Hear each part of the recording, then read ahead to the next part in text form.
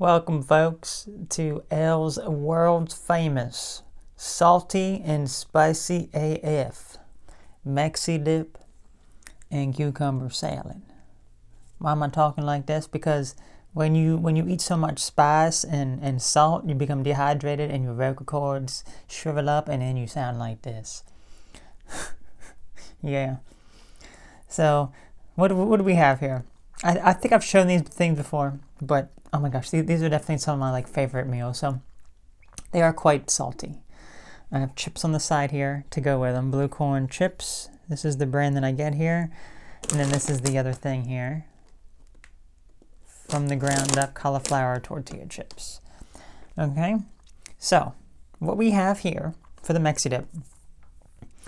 You do a base of sour cream and cream cheese. You mix that up with some a half a packet of your taco seasoning. And then you make your meat stuff, whatever it is. This is like a pea protein and pinto bean blend. And then you add the rest of the seasoning to that. That's where things get very salty with the seasoning packet. And also if you get pea protein and like the pinto beans, well, the refried beans, stuff, that's already very, very salty as it is. So I'm expecting to be mega dehydrated. So you mix that all up, just the cream cheese and the sour cream and the taco seasoning. You make one layer. Then you put the meat stuff on top of that with another layer, which I also put onions in the meat as well.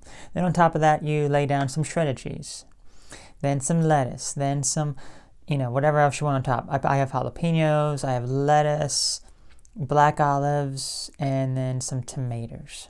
Okay, very tasty. And you just eat it with some chips cold. You don't need to heat it up. It's very, very good cold. This was my grandmother's recipe for the most part. She wouldn't put black olives or jalapenos on it, but basically what she would do. I probably should have gotten like a spoon or fork or something. Let me try to pick this up here as best I can. There we go. There it is. Let's see.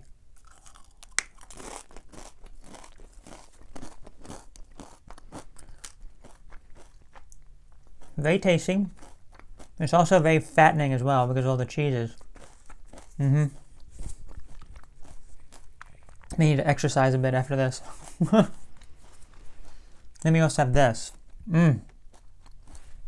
This is so good too. Cucumber salad. Again, everything is raw as well. Nothing is cooked. This is cooked as well, like the meat. But then you let it cool before you put it on top of your cheeses and such. Cucumber salad, you get an English cucumber, which is the ones that are wrapped in plastic. Chop them up thin. Put them in the fridge with salt on them to draw out the water for like an hour or 2 hours, and you empty out all the liquid. While that's doing that, you do onion. Let's say onion, garlic. I put jalapenos in there as well. Dill. Dill is a hallmark of it. You definitely want the dill. Let's see what else. Oh, and then red pepper flakes. Mix that all up in a separate one, and I do a tablespoon of red wine vinegar, balsamic vinegar, and lemon juice, and then 2 tablespoons of olive oil. Mix that all up. Then, after the hour or 2 hours after you drain your cucumber, then you just mix everything all together and you put it back in the fridge, let it sit for like another hour and get nice and cold. Look at that. Oh my gosh, I said take a bite. If you could take a bite of it right now,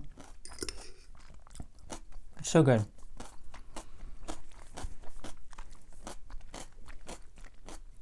It's kind of like a little bit of a pickle, but it's not as sour. Almost has like a little bit of like a hint of sweetness, I guess, from maybe the balsamic vinegar. And you just get that delicious raw taste of a lot of all the raw vegetables and everything. And the onions get nice and soft after they've been sitting for a while. Well, let's not say soft. Let's just say they're less potent. They're not quite as crazy. But yeah, it's just good. And the garlic in it, when you have the garlic, it's like nice and it's like spicy in there. So I'm gonna go eat all this. Looks like a lot of food.